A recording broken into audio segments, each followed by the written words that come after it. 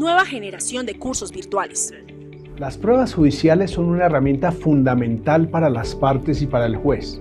Son los medios señalados por el legislador para crear en el juzgador la certeza o el convencimiento sobre la verdad de los hechos. Con nuevos formatos y nuevos recursos, como simulaciones de audiencias. ¿Nos podría dar usted un dato más específico, por favor? ¿Un año, 2 años, un lustro, una década, un siglo? ¿Hace cuánto? Sí, bueno, lo conozco hace como 20 años. La valoración del dictamen pericial aportado por la parte demandada, con base en las reglas de sana crítica, demuestra que el Hospital Nacional adelantó el procedimiento quirúrgico de trasplante de cadera a la señora Dolores Guerra con sujeción a los estándares comúnmente aceptados por la ciencia médica. Entre más impacto tenga la afirmación del perito, más sólido debe ser el sustento fáctico que la acompaña. Con más recursos pedagógicos.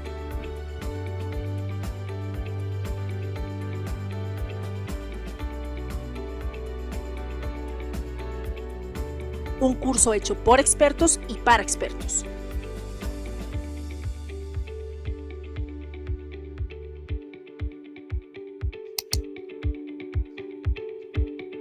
Agencia Nacional de Defensa Jurídica del Estado.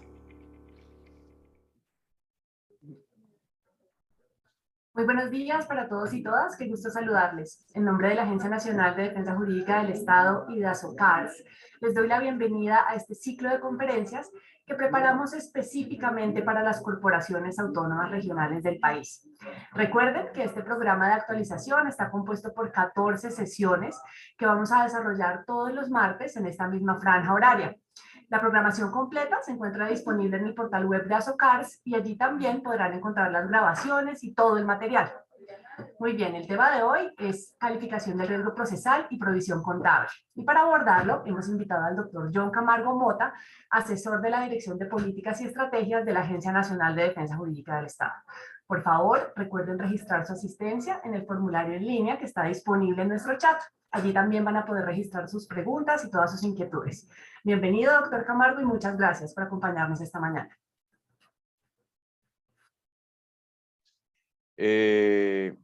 Buenos días a todos los asistentes a esta jornada tan importante y pues reitero mi agradecimiento a SOCARS por esta articulación tan maravillosa que hemos tenido con la agencia.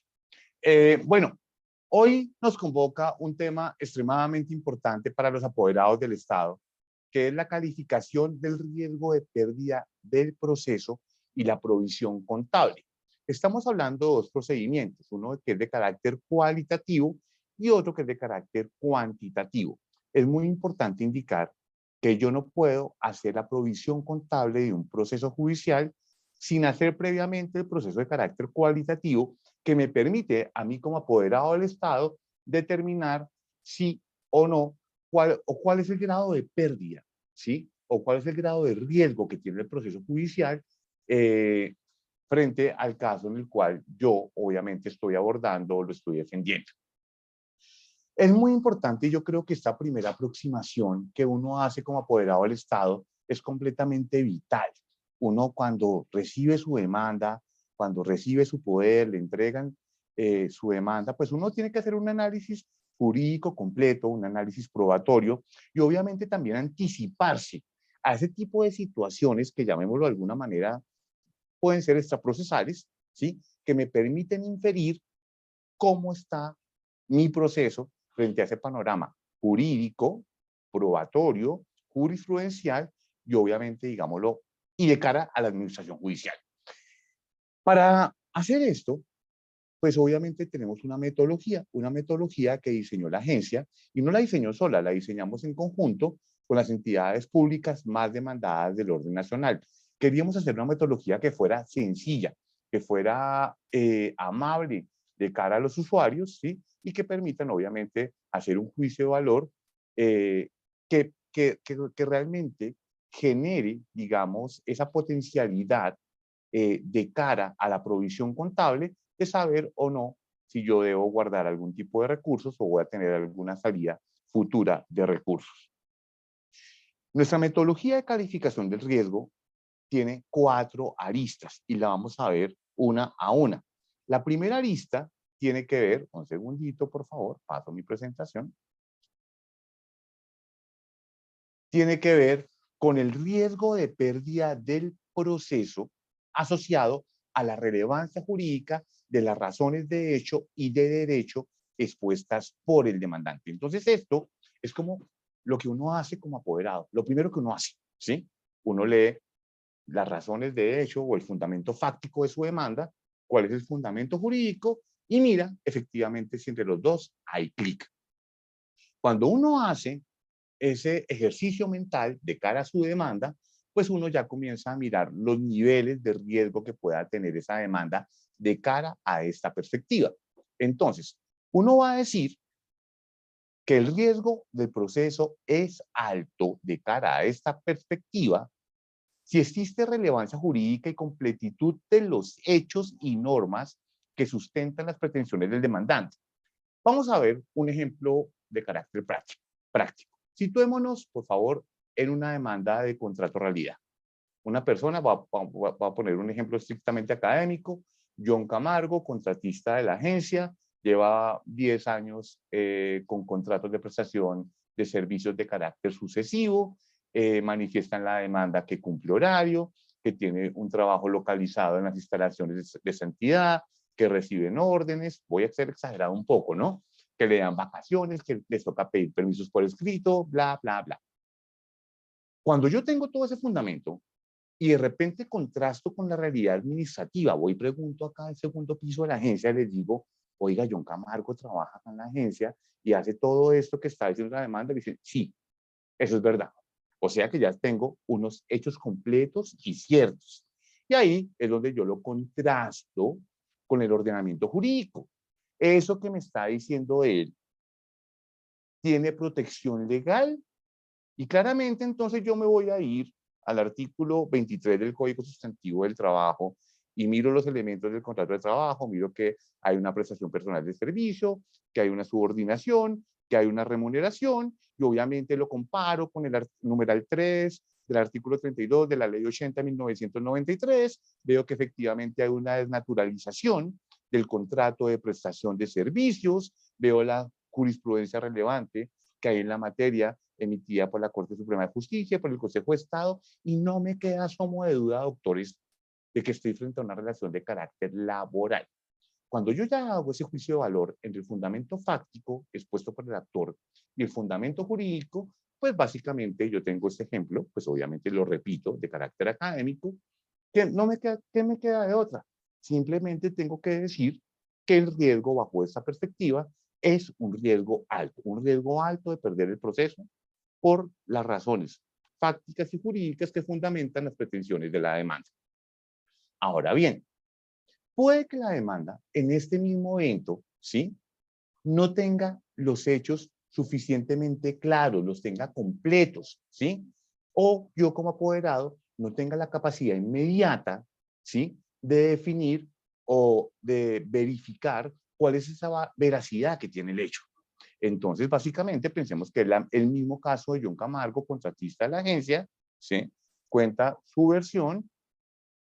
De repente no me quedan dudas en la sucesión de los contratos que él dice que fueron de carácter sucesivo, manifiesta una serie de cosas, pero pues no hay prueba suficiente, no hay prueba relevante, no me queda claro efectivamente que le pueda, digamos, de cara a un juez, ¿sí?, prosperar sus pretensiones, porque creo que faltan elementos de juicio importantes para hacerlo, pero ojo, porque realmente él, frente a su pretensión, sí tiene un amparo legal. Y el amparo legal, pues obviamente está fundamentado en el artículo 23 del Código Sustantivo del Trabajo, concordante con el numeral tercero del artículo 32 de la Ley 80 de 1993. Cuando yo veo esto, yo voy a decir, bueno, mi riesgo no es alto, pero mi riesgo sí es medio alto, ¿sí? Porque el hecho no está ni completamente probado de que sea cierto, no está completo, pero sí hay un fundamento legal que soporta la pretensión del actor, que en este caso sería John Camargo. Ahora, el riesgo es medio bajo cuando existen hechos ciertos y completos, pero en el ordenamiento legal no hay un fundamento jurídico que soporte las pretensiones del demandante. ¿Cuándo sería este evento? Pues aquí ya me toca hacer otro caso diferente, porque no me cuadra el caso del contrato realidad en este ejemplo que les estoy dando en esta charla. El caso yo lo sitúo de la siguiente manera. Pensemos otra vez en John Camargo. John Camargo, y que es verdad, es un empleado de libre nombramiento y remoción de la Agencia Nacional de Defensa Jurídica del Estado, que lleva desde el mes de mayo del 2012 vinculado a esa entidad de manera ininterrumpida. A John Camargo lo declaran insubsistente el día de hoy. Y John Camargo, el día de hoy, ¿sí?, pide que le indemnicen como un trabajador oficial. Pónganle cuidado al tema, ¿no? O sea, John Camargo, su realidad, empleado de libre nombramiento y remoción, hoy lo declaran insubsistente y hoy, o mañana, el día que ustedes quieran, pide que se le indemnice como un trabajador oficial. Digamos, por ejemplo, como en el caso de los directivos de Colpensiones. ¿Qué pasa en este evento? Pues mire que el hecho que le está contando de que sí lleva 10 años en la agencia haciendo A, haciendo B y haciendo C, es completamente verídico. ¿Pero hay fundamento jurídico en las pretensiones que él quiere? No, no hay fundamento jurídico. O sea, ese es un ejemplo bastante exótico que me acabo de inventar con el fin de que ustedes puedan, digamos, dimensionar cuando el fundamento es cierto y completo, pero el fundamento jurídico no cuadra o no hace clic con lo que el actor pretende en su demanda. Bajo este concepto y bajo este criterio, calificaríamos la demanda como medio bajo. Y ustedes me dirán, doctores, en algún momento, ¿y cómo, si no hay fundamento jurídico, por qué yo no califico esa demanda en bajo de una vez? Yo la verdad, digamos, como esta calificación se hace a juicio experto, yo siempre califico cuando pasan ese tipo de situaciones, las demandas en medio bajo, teniendo en cuenta que yo no sé cuál va a ser la interpretación jurídica que le vaya a dar el operador judicial en la materia, ¿sí? Y pues casos hemos visto muchos donde yo tengo claro como apoderado que no hay fundamento jurídico en las pretensiones que pretende, perdón la redundancia, el actor, y sin embargo terminan siendo reconocidas por parte del operador judicial. Entonces, digamos que ese sería como el ejemplo que les tengo el día de hoy. Y el riesgo sería bajo o completamente bajo en aquellos tipos de demandas que son temerarias. De esas tenemos varios, ¿sí? Sobre todo aquí que vemos 260 entidades que tienen sus procesos aquí registrados en ICOGI, pues vemos que hay un tipo de demandas que están asociadas a una actitud temeraria. Y esas demandas son que el fundamento jurídico no es cierto, no es completo o es falso, pero adicionalmente la pretensión y el derecho invocado no existen en el ordenamiento jurídico y demás, pues obviamente ese tipo de demandas la podemos catalogar como un riesgo bajo. Ojo, esta es la primera aproximación que yo hago frente a mi demanda. Y acá necesito hacer una consideración importante. ¿Cuándo es que yo debo calificar un proceso judicial? La primera vez que yo debo calificar un proceso judicial es al momento de contestar la demanda. Es decir, una vez ya la contesté. Pues claro, no puede ser antes porque yo no he hecho ningún análisis previo que me permita tener una aproximación frente a mi proceso judicial para poder, digamos, hacer una perspectiva de primera mano de si yo voy a perder o voy a ganar ese proceso judicial. Entonces, una vez yo haga el análisis correspondiente, conteste mi demanda, es ahí donde yo puedo hacer la primera calificación del riesgo del proceso. Y de ahí la debo hacer cada 6 meses, como mínimo, cada 6 meses. Y la debo registrar pues en el sistema ICOGI y las entidades territoriales que no poseen ICOGI a la fecha, pues obviamente dependerán del procedimiento contable y financiero que tengan al interior de sus entidades. Digo esto porque muchas veces se califica el proceso y parece ser que el apoderado cree que como el proceso nació, el proceso murió. Y resulta y acontece que a lo largo de todas las etapas del proceso pasan muchas situaciones que pueden hacer que yo gane un proceso que lo tenía perdido o que yo pierda un proceso que de primera mano sentía que yo lo tenía ganado. Y mire, y acá es donde quiero comentarles, ¿sí?, la segunda perspectiva de calificación del riesgo de un proceso.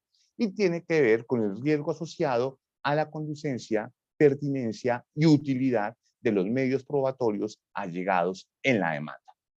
cuando, claro, y voy a decir allegados a la demanda y a lo largo del proceso, ¿no? Por eso les digo que esto no es letra muerta una vez yo califique por primera vez mi proceso judicial. Resulta que una cosa es el medio de prueba que me llegan en la demanda y otra cosa es lo que se erige en la etapa probatoria del proceso judicial. Y ahí realmente comienzan a cambiar esas condiciones sustanciales que me pueden poner, ¿sí?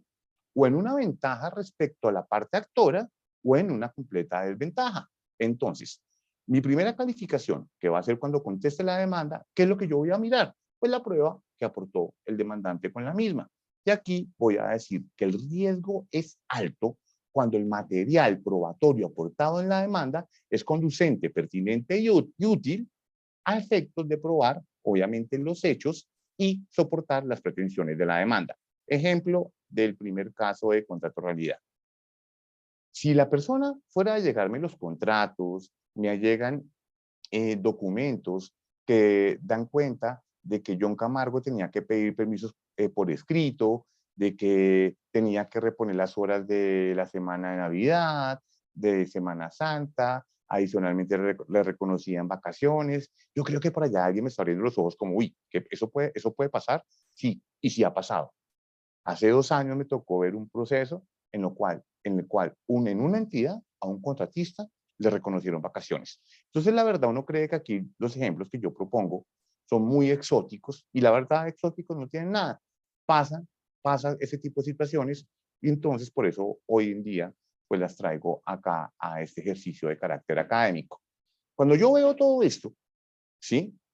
Veo que están los contratos, que los contratos son sucesivos, que John Camargo lleva 10 años y todo lo que les estoy contando, y me están diciendo que si el material probatorio es conducente, pertinente y útil para a efectos de soportar las pretensiones que permitan probar el supuesto fáctico expuesto por este actor, pues a mí no me queda de otra más que decir, claro, el riesgo es alto. Es más, el riesgo es altísimo de perder esa demanda, ¿sí? Casi que yo debería cerrar ese expediente, correr hacia el comité de conciliación y decirle, por favor, concilie en este caso, ¿sí?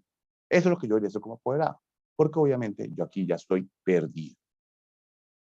Ahora, el riesgo sería medio alto cuando el material probatorio aportado en la demanda es suficiente para demostrar los hechos y pretensiones de la demanda. Y acá esa pregunta me la han hecho muchísimas veces. Me dicen, bueno, ¿y para usted qué es suficiente? Claro, porque al ser suficiente se convierte en un elemento muy subjetivo, ¿sí? Para yo saber si efectivamente con eso, ¿sí? Me podrían condenar sí o no. Yo siempre le digo a la gente que me pregunta que hagan el siguiente ejercicio mental. Sitúense. Usted contesta su demanda. Si el material probatorio aportado en la demanda, sin que usted, como apoderado del Estado, ejerza debidamente el derecho de contradicción, está llamado a que la demanda se gane, ese riesgo es medio alto. Es decir, si usted no hace nada y esa demanda, como llegó, termina y usted cree que se pierde, es porque el riesgo es medio alto. Sin embargo, ¿sí? Si usted interviene o usted debate el medio probatorio, pues cosa que lo debe hacer, y ahí ya comienza a tener otras perspectivas ese proceso judicial, ahí el riesgo medio alto. Ese criterio de suficiencia, ¿sí? Si bien es subjetivo, yo lo tengo que objetivizar y mirar si efectivamente ese elemento probatorio está llamado a prosperar o no de cara a mi inactividad. Espero que haya quedado claro mi explicación, o si no, al final de la charla, pues abriremos un espacio y puedo otra vez retomar este tema. El riesgo se sitúa en el nivel medio-bajo cuando el material probatorio aportado en la demanda es insuficiente para demostrar los hechos y pretensiones expresados o expuestos por el actor. ¿Cuándo es insuficiente? Ejemplo, que yo únicamente como actor haya aportado solamente mis contratos de prestación de servicios. ¿Es un material probatorio que es conducente? Sí. ¿Es pertinente? Sí. ¿Es útil? No sabemos. ¿Sí? Claro, es conducente y pertinente, pero no sé si es útil, porque con el contrato de prestación de servicios yo no logro demostrar si efectivamente hubo o no una subordinación de carácter laboral. Entonces, digamos que eso es como un material probatorio insuficiente porque no tiene esa calidad, no tiene esa connotación de que pueda efectivamente llegar a que ese elemento probatorio por sí mismo pueda prosperar. Obviamente, digamos que tendremos que ver si hay pruebas testimoniales y qué más aparece a lo largo del proceso, pero por sí solo ese material es insuficiente. Y el riesgo es bajo o bajísimo cuando el material probatorio aportado en la demanda no tiene nada que ver con el fundamento fáctico, jurídico y con la pretensión que pretende el actor. De esto pasa muchísimas veces que nos llegan una prueba documental y documentos y documentos y documentos, ¿sí? Y nada tiene que ver con el proceso. Entonces, digamos que es fundamental hacer esa valoración. En este punto, hago dos llamados. El primero de ellos, ¿sí? Como pueden ver, yo les he hablado acá de que la calificación del riesgo procesal se tiene que hacer una vez yo conteste la demanda. Porque es importante hacerlas cada 6 meses, doctores, porque obviamente cuando abran el debate probatorio y lleguemos a la etapa probatoria, pues voy a incorporar los elementos o los medios probatorios, ¿sí? Que ya decretó el juez en su oportunidad legal que tuvo para hacerlo, y obviamente eso puede dinamizar el proceso y llevarlo, obviamente, a que tome otro curso. Ejemplo, que me aparezcan 3 testimonios, ¿sí? Que me desarticulen o me destruyan mi estrategia de defensa. Entonces, claro, puede que yo haya visto ese riesgo como bajo y una vez reciba la prueba testimonial, ese riesgo se sitúe en alto. Entonces, en ese momento, hayan pasado unos 6 meses, inmediatamente debo proceder a cambiar la calificación del riesgo procesal. ¿Por cuál arista? Por esta, por la de los medios probatorios. Perdón, estoy señalando acá porque es que allí en la siguiente pantalla tengo mi presentación, pero aquí tengo mi cámara, pero ustedes sitúense en su presentación. Yo dije que quería hacer 2 anotaciones y les dije una, ¿cierto? Les dije una, es frente a la periodicidad. Y acá una siguiente consideración. Cuando yo les hablo de todo esto, de que hay que mirar el fundamento fáctico, de que hay que mirar el fundamento jurídico, ahora que hay que mirar el fundamento probatorio, ¿qué me quiere decir con esto? Que solamente el apoderado a cargo del proceso puede hacer la calificación del riesgo procesal. Esa no es una tarea que yo le puedo delegar ni a mi judicante, ni a la persona que me ayuda, ni a la persona que me ayuda en la oficina, ni al financiero, ni al tesorero, ni a nadie. Esa es una labor eminentemente jurídica que exige una inmediación del apoderado que tiene a cargo el proceso judicial con su caso. Nadie más puede responder por esto, doctores. Es únicamente el abogado que tiene a cargo el proceso judicial. Ahora, vamos a mirar la tercera arista, que es la presencia de riesgos procesales y extraprocesales. Cuando hicimos esta metodología, los abogados dijeron, no, ojo, señores agencia, ustedes están mirando aquí una perspectiva normativa, digamos, del ordenamiento jurídico positivo, una perspectiva probatoria y una perspectiva jurisprudencial. Pero hay una cantidad de situaciones que suceden en un despacho judicial o que afectan a un proceso judicial y que pueden ser determinantes para que yo pierda el proceso, más allá si tengo la prueba, más allá si tengo el fundamento jurídico y más allá si tengo el fallo jurisprudencial que soporta mi estrategia de defensa. Y cuando hicimos un listado de cosas, vimos que los abogados de las entidades que participaron en esta dinámica nos dijeron, hay algunos factores, doctores, que pueden incidir en que yo pierda o gane un proceso. No deberían pasar siempre, pero pueden incidir. Y el primero de ellos es la posición del juez de conocimiento. Y esa posición del juez de conocimiento puede ser por carácter ideológico, por en razón a su edad, o alguna afiliación política que sea conocida o religiosa, la pertenencia a un grupo sociocultural, bueno, infinidad de situaciones en las que puede estar inmerso un juez que pueden obviamente afectar su objetividad de cara al proceso judicial. Pensemos, digamos, no en situaciones de carácter personal, también pueden ser situaciones de carácter jurídico. Recordemos, por ejemplo, que en materia laboral hay jueces que son garantistas al trabajador y otros jueces que son garantistas al empleador. Esa es una posición que puede afectar obviamente la dinámica del proceso y con ello, obviamente, la posición que el juez va a asumir al momento de proferir su sentencia judicial. Pero sí realmente puede ser un elemento que realmente puede afectar ese riesgo procesal. En segundo lugar, tenemos que haya una medida de protección transitoria a favor del demandante o del actor. Piensen ustedes en una acción de tutela que reconozca transitoriamente derechos o en una medida cautelar que se le reconozca al actor, obviamente en contra de entidad pública. Yo siempre he pensado, y pues ustedes me dirán si sí o si no, puede que yo esté, que no, puede que yo no esté en lo cierto, que cuando el juez de tutela o el juez que falla una tutela le reconoce a un ciudadano un derecho de carácter transitorio y le dice, se lo reconozco transitoriamente porque la tutela es un mecanismo subsidiario, sin embargo, en aras de garantizar el amparo y para que no se le vulneren sus derechos, ¿sí? Usted tiene 4 meses para demandar y la persona va y me demanda a mí como entidad pública, pero ya tiene en su haber, tiene en su patrimonio ese recurso que le estaba solicitando al Estado. Yo siempre le digo, y perdón mi expresión coloquial, vaya y quíteselo. Vaya y quíteselo a ver si lo logra. Es bastante complejo, doctores, y es bastante complejo porque la verdad el juez de tutela jamás, o yo no lo he visto jamás, ¿sí? Le va a reconocer un derecho de carácter transitorio a un actor o a un ciudadano si no ve o no tiene elementos de juicio suficientes que permitan inferir que él tiene un derecho. Es decir, yo no llego y presento una tutela como John Camargo, ¿sí?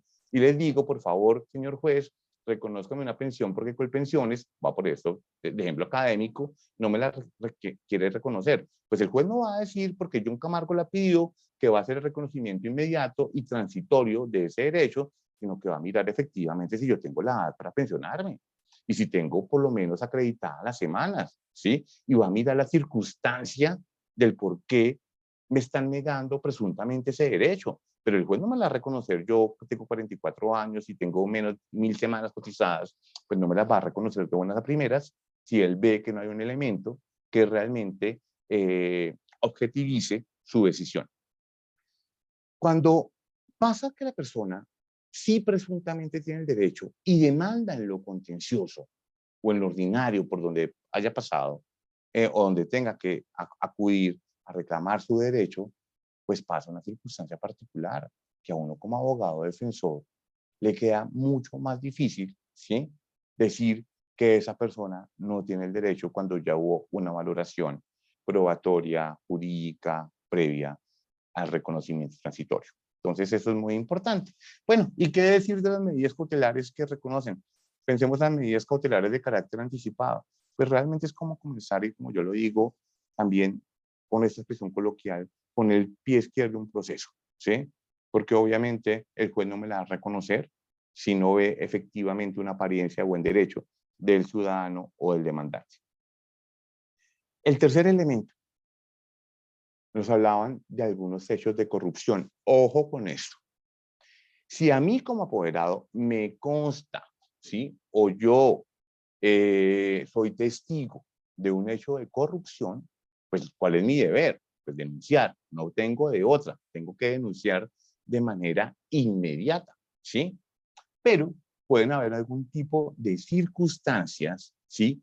Que si bien no están probadas, yo no las he podido denunciar y demás, ¿sí? Me dejan haber algún tipo de elementos o situaciones extrañas dentro del comportamiento de las partes y el proceso judicial en sí mismo que podría inferir que el proceso puede estar viciado de corrupción.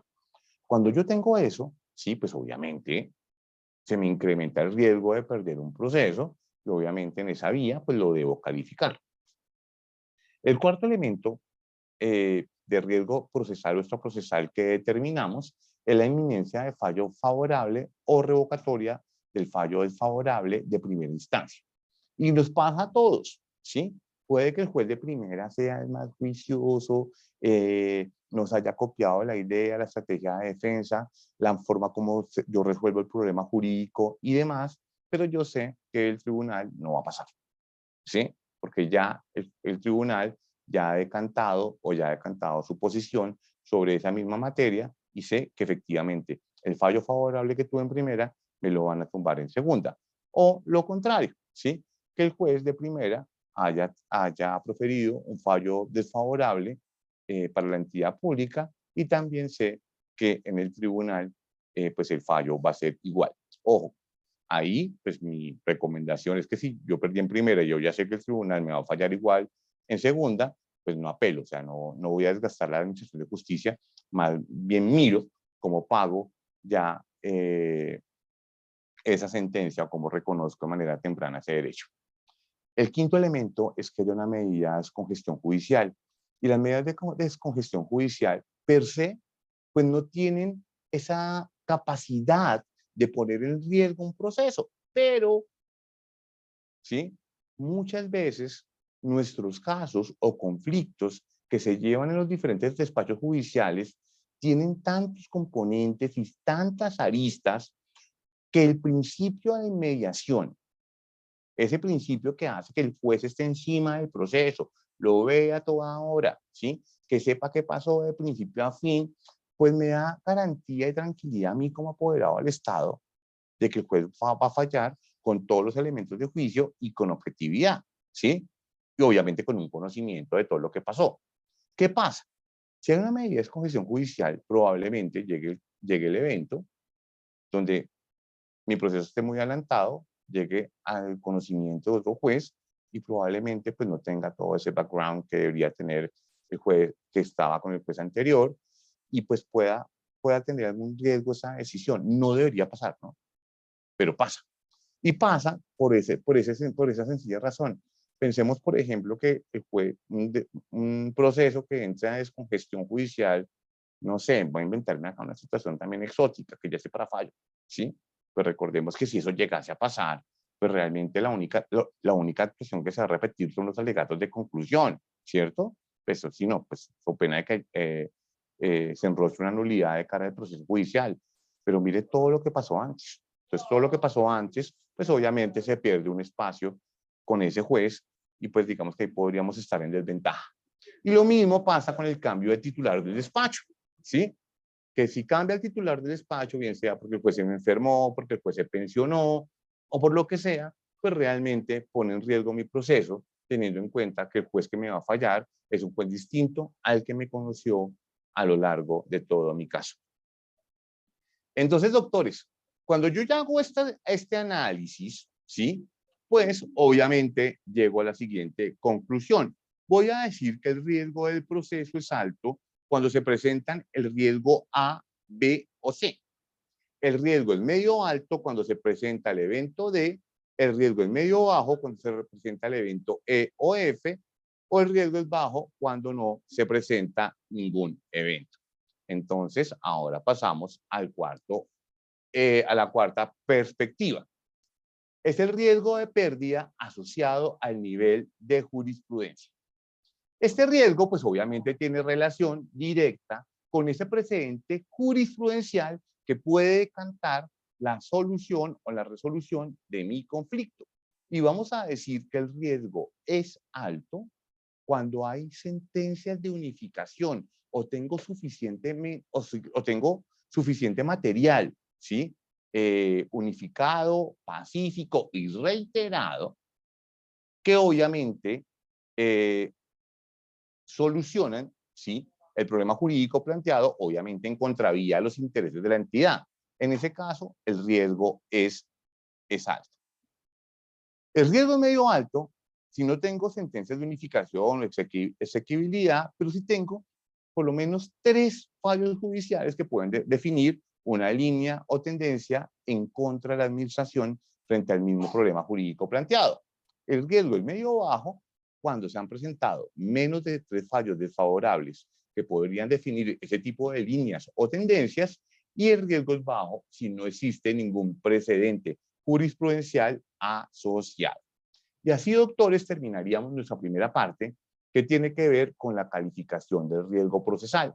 Antes de entrar a un ejercicio práctico para efectos de determinar la provisión contable a partir de ese ejercicio de carácter cualitativo, sí quiero abrir un espacio de preguntas, porque la verdad no tiene como mucho sentido que nos quedemos con dudas, ¿sí?, antes de llegar al ejercicio de carácter práctico. Entonces, pues yo les voy a pedir el favor, yo aquí voy a mirar el chat, Un segundito. Y le vamos a dar las palabras a alguno de los asistentes. Pueden levantar la mano o simplemente hacerme la pregunta por el chat.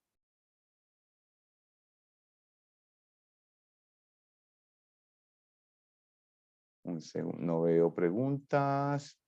No sé si todo está muy claro. Doctores, ¿ninguna pregunta?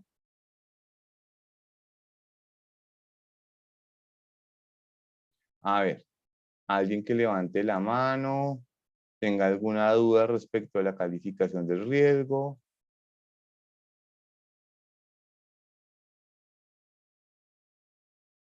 Bueno, espero, la verdad, haber sido lo suficientemente claro. Y ahorita, pues ya vamos a cerrar esta parte y vamos a pasar a ver el tema de la provisión contable. Entonces voy a salirme de esta presentación, voy a apagar mi cámara un segundito con el fin de que ustedes se concentren en el cuadro que les voy a mostrar y ya vamos a comenzar a hacer este ejercicio de carácter práctico. Un segundo, por favor.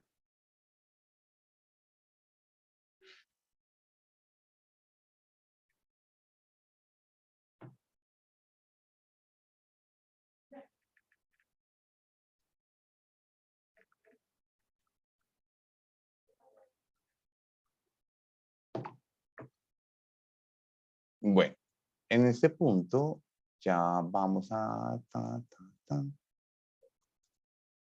Bueno, ya en este punto ya cambié de archivo. Ahora vamos a compartir una matriz. Obviamente, este ejercicio, pues realmente el que acabamos de ver, realmente nos permite ilustrar de manera adecuada cómo yo me debo aproximar con el fin de tener una vista prospectiva de cara al proceso judicial y poder anticiparme un posible fallo, bien sea a favor o en contra de la entidad. Pero este ejercicio de calificación del riesgo procesal no solamente me sirve para anticiparme, es el insumo fundamental para hacer un ejercicio de carácter cuantitativo que también lo debe hacer el apoderado de cada proceso y que está relacionado con la provisión contable de los procesos judiciales a su cargo. Antes de hacer el ejercicio de carácter práctico, hay que hacer unas consideraciones muy importantes. El primero de ellos, yo solo provisiono procesos judiciales en los cuales tengo la calidad de demandado. Yo no provisiono procesos judiciales en los cuales tengo la calidad de demandante. Si la noción de provisión contable tiene que ver con el ahorro que yo debo hacer por una posible erogación futura que vaya a tener la administración pública, pues no es lógico que yo haga la provisión contable de una demanda en la cual yo tengo la calidad de sujeto activo, ¿sí?, de esa relación jurídico-procesal, porque si no, pues la pregunta sería yo, ¿para qué demando? Si yo sé que va a perder, pues ¿para qué demando?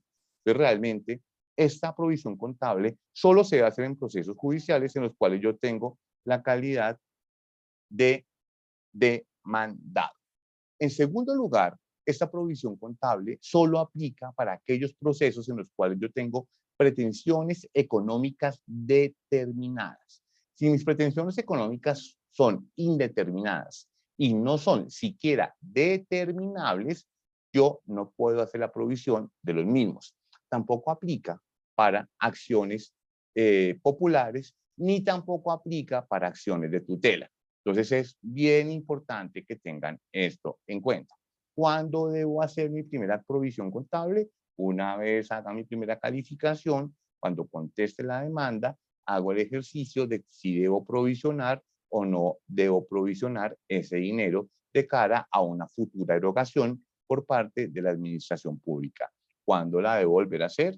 Pues obviamente eso sí dependerá del procedimiento contable, ¿sí?, que tenga cada una de las entidades que ustedes representan y las dinámicas propias institucionales. Y en tercer lugar, ¿quién debe hacer la provisión? La debe hacer el abogado. Y ahora ustedes me preguntarán, pero ojo, ¿y qué pasa? Eso es un ejercicio extremadamente complicado, ¿sí? Porque nosotros habitualmente como abogados no sabemos de números.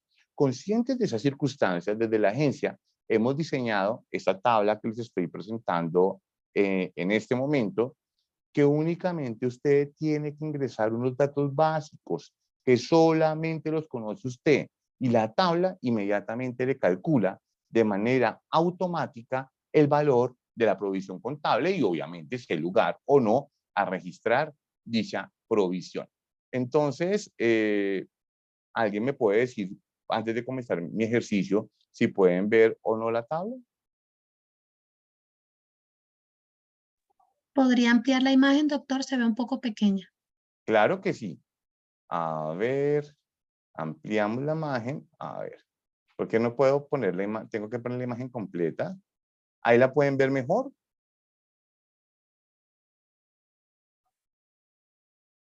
Ahí la pueden ver mejor. Aún no se alcanza a leer mucho los ítems. No sé si un poquito más la podría agrandar. A ver, a ver, a ver. Ta, ta, ta. Ahí, Ahí, doctor, ahí. ¿sí? Yo Sí, voy a señor. apagar mi cámara para que nos concentremos en este ejercicio, ¿sí? Y un segundito, voy a apagar acá la cámara y puedan concentrarse en este evento. Esta matriz es la matriz para el cálculo de la provisión contable de procesos judiciales que diseñó la Agencia Nacional de Defensa Jurídica del Estado. Esta matriz se actualiza todos los meses y obviamente pues va a depender la actualización, no siempre se actualiza el primer día de cada mes, sino dependerá del momento en que se publiquen las tasas de interés por el Banco de la República, ya lo veremos más adelante. Entonces, pero siempre, digamos, tenemos las tablas actualizadas. Es muy importante que la tabla que aquí yo les estoy presentando no la vayan a guardar, ¿sí? Cada vez que la requieran, aquellas entidades que no están en ICOGI, ¿sí? Por favor, al correo asesoría-legal@defensajurídica.gov.co, por favor soliciten la matriz que con gusto, a vuelta de correo, se la remitiremos la más actualizada que tengamos cuando ustedes vayan a hacer cada ejercicio. Esta matriz, pues básicamente nos pide unos datos y los datos que vamos a completar son los datos que están en color gris. El primero de ellos, doctores, es que nos pide la suma de las pretensiones de la demanda. O sea, es decir, yo voy a cuantificar si mi demanda tiene pretensiones económicas determinadas, cuánto me suman las pretensiones. Acá, doctores, es muy importante aquellas pretensiones de las cuales yo tenga conocimiento. Hay personas que preguntan, ¿y las costas procesales y las agencias de derecho las debo sumar? No, porque es que usted no sabe en cuánto me van a condenar y no puede hacer esa aproximación.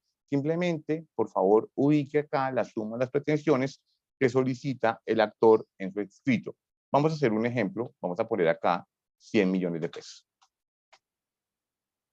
La segunda pregunta o el segundo recuadro que hay que llenar es algo que se conoce como ajuste, porcentaje de ajuste condena pretensión.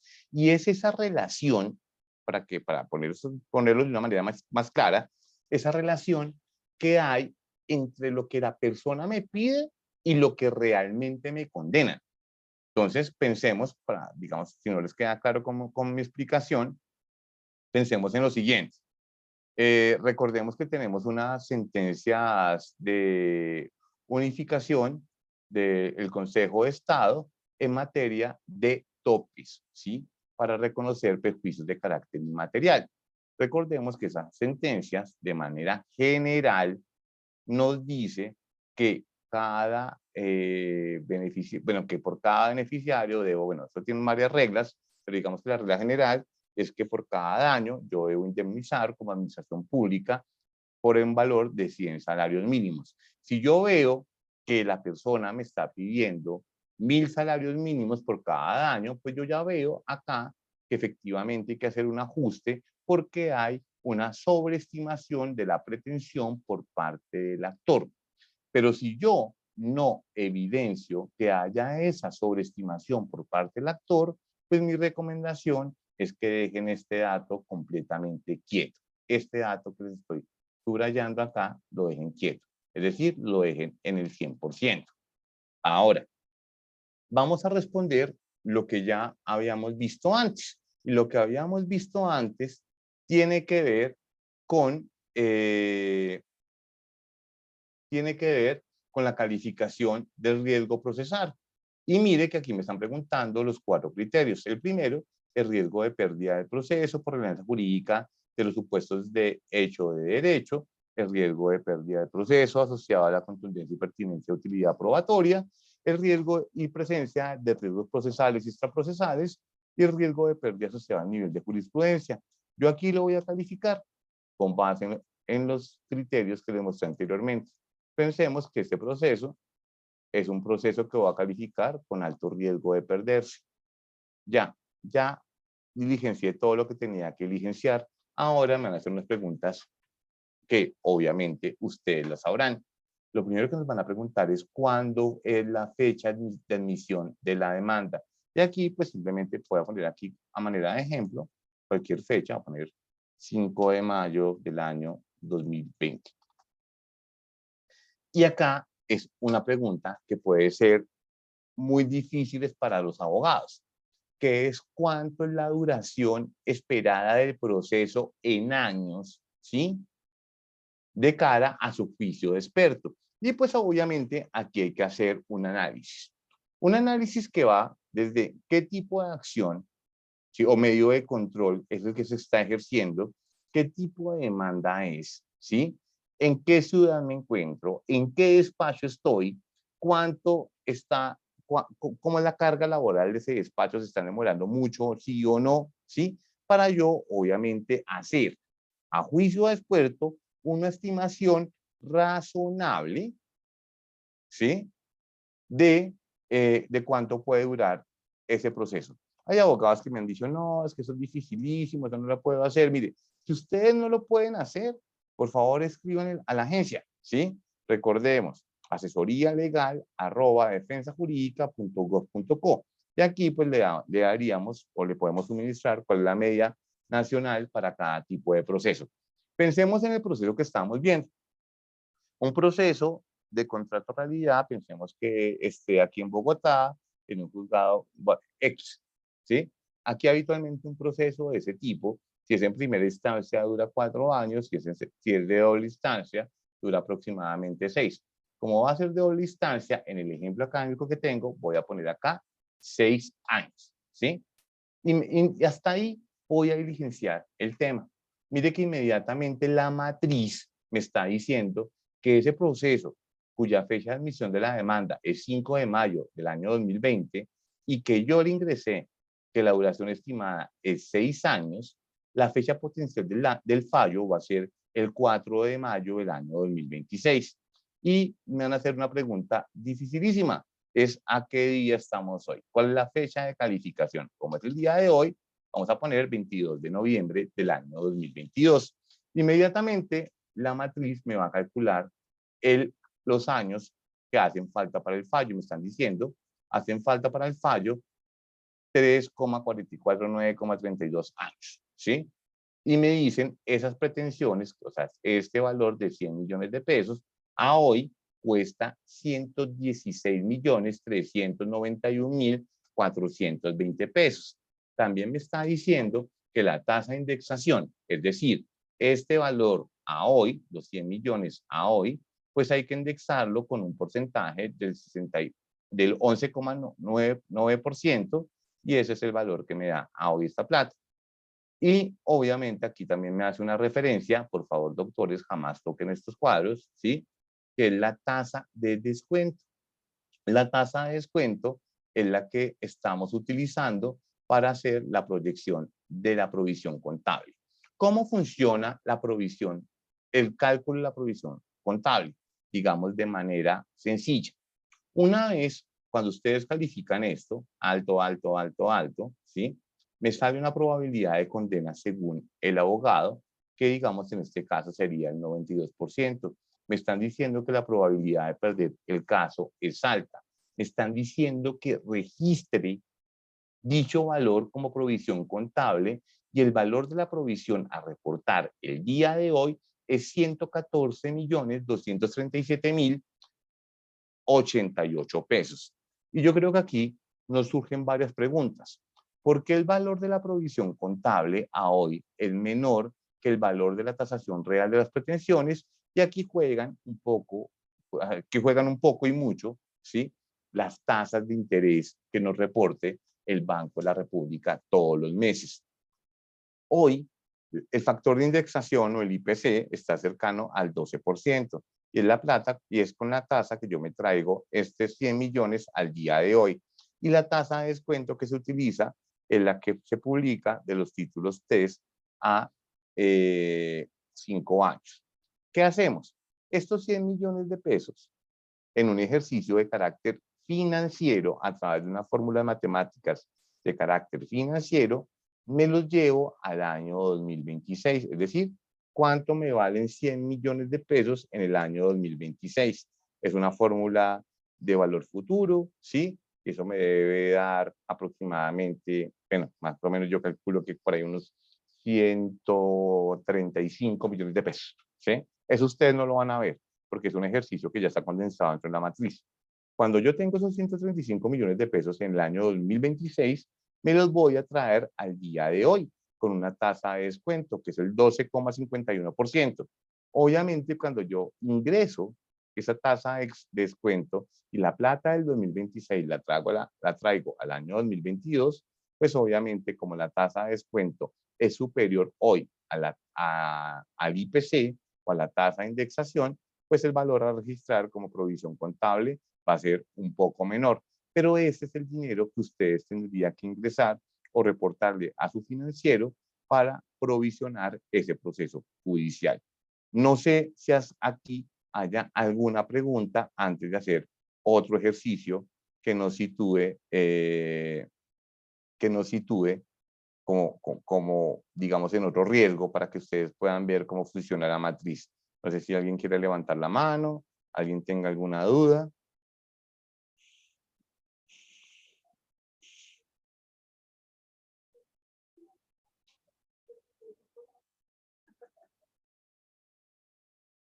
Bueno, entonces acá voy a mostrar otro ejercicio que pasa en los eventos de que el proceso tenga una calificación media.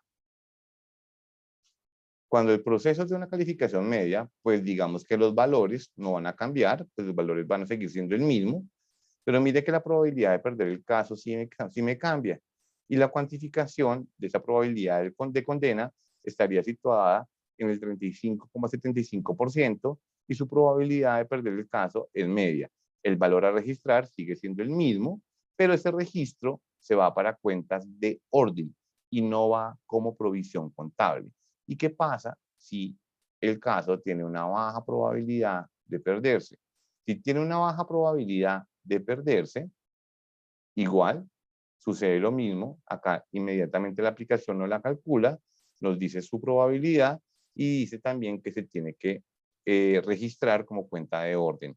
Pero si ya llegamos a una situación donde la posibilidad de perder ese caso es completamente remota, la misma aplicación nos lo va a decir, nos calcula la probabilidad de condena en el 8%, con su probabilidad remota de perder el caso, y nos está diciendo que ese proceso ni siquiera se debe registrar en los estados financieros de la entidad. Como pueden ver, doctores, el ejercicio es extremadamente sencillo. Es un ejercicio sencillo, no dura muchísimo tiempo de hacer y pues digamos que esto es muy metodológico y muy fácil, ¿sí? Aquí alguien me está haciendo una pregunta, la doctora Paula Escobar me está preguntando que si existe alguna manera de extraer una matriz de Excel, la calificación de todos los procesos que se tienen cargados en ICOGI. Doctora Paula, si hay una manera, yo podría extraer la calificación a través de un reporte y digamos, ahí están los reportes predefinidos que tiene el sistema. Si no les es posible, yo la invito a que se comunique al siguiente correo, soporte@defensajurídica.gov.co. Si no lo logra bajar, nosotros lo enviamos a vuelta de correo. ¿Qué otra pregunta tienen adicional?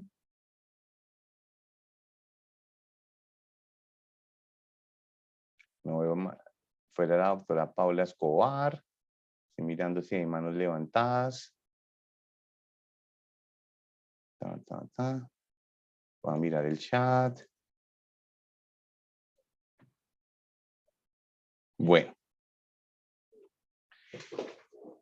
En este punto, doctores, pues doy por finalizada nuestra charla en materia de provisión contable y calificación del riesgo procesal.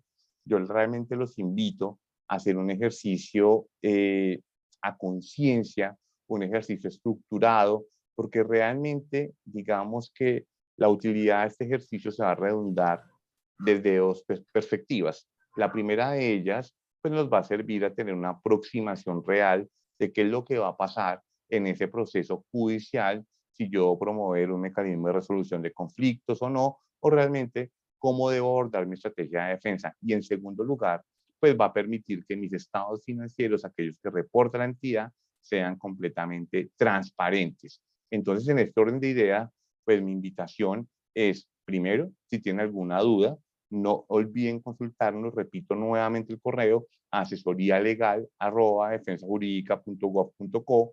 Por favor, mantengan actualizado su provisión contable y su calificación de riesgo de todos los procesos judiciales a su cargo, porque recuerden que este ejercicio es completamente vital para la defensa jurídica del Estado. A todos ustedes, muchísimas gracias por su participación y les deseo un feliz resto de día. Doctor León Camargo, muchísimas gracias a usted por acompañarnos esta mañana y gracias también a todas las personas que asistieron. Nuestra próxima sesión será el 17 de enero sobre el tema de excepciones previas. Así que nos vemos hasta entonces. Feliz día.